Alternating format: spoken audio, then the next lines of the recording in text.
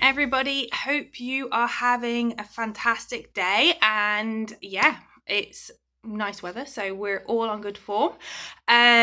So I wanted to share this with you guys because I came across it last night as I was doing a bit of reading. I was looking into some of Amir Levine's, I think is how you pronounce his name, work, and a theory was mentioned. And you know, one of those light bulb moments where you just think, that has just given context to a whole load of experiences. So, as always, I then want to talk to you guys about it because then it helps integrate it a bit more in my brain.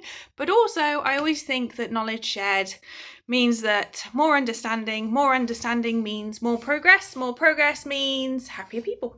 So, the theory I'm talking about is one that was created by, let me double check, Thomas Boyce. It wasn't Tom, it was Thomas Boyce. And it's called the Dandelion and Orchid Theory. I'm not sure if you've heard of it before. I hadn't until now. And the theory goes that there are two types of children, and how the environment affects them.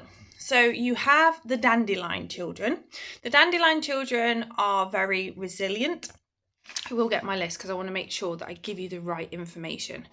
They're very resilient, they're very hardy, and they can thrive near enough in any environment, and they are less affected by stress.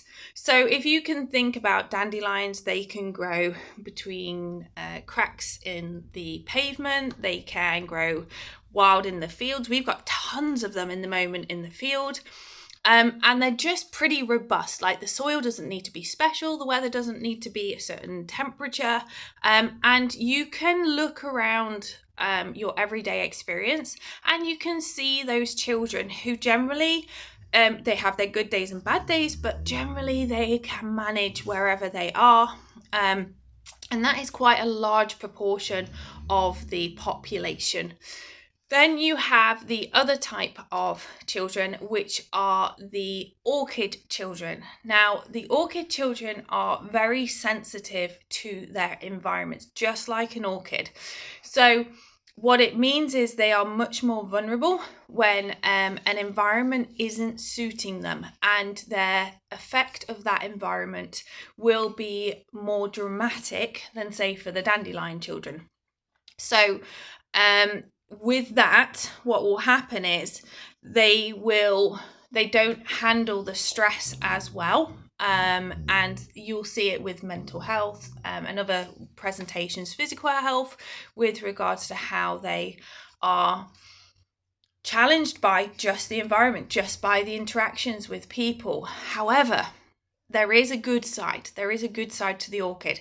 So the good side to the orchid is when you get that environment correct and it's supportive, it's stable, it's consistent, it's reliable, that orchid then flourishes, absolutely flourishes, creates this beautiful big flower, and can reach such high levels of success that maybe necessarily the dandelion won't present in that same way. So if you can think of the two flowers, their presentation of success is a lot different. So even though the orchid is much more delicate and sensitive to that environment, when you get it right, you 100% know that you have got it right, because they just blossom in ways that you think, this is incredible.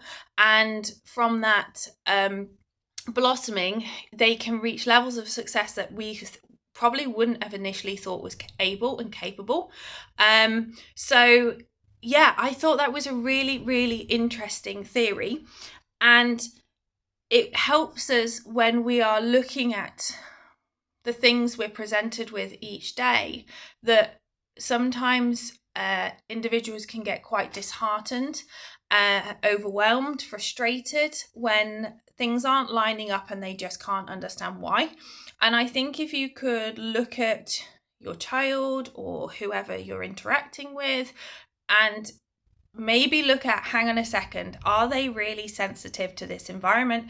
Do we need to ensure, or do we need to work a little bit harder to make sure that those attachments are really secure for them, the environment's very consistent and stable for them? And then what happens versus also those children who just can, and they can cope with higher diversity and adversity in different environments, and go, okay, we know that we can explore these conversations with you because you're more like a dandelion child. So that's my thought for today. I am going to now go down a rabbit hole with this theory because I love learning more and more about it.